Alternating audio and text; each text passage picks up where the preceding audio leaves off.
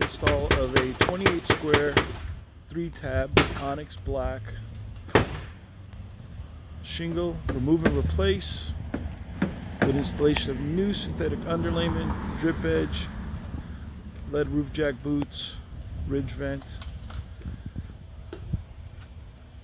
We have a little bit more to finish over the garage to complete the project. Once that's done, everything should be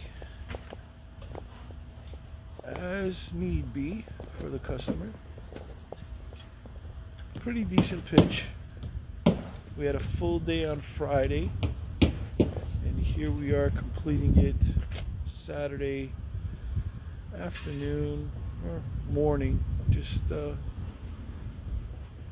coming into 11 a.m. here. But yeah, everything's going fine.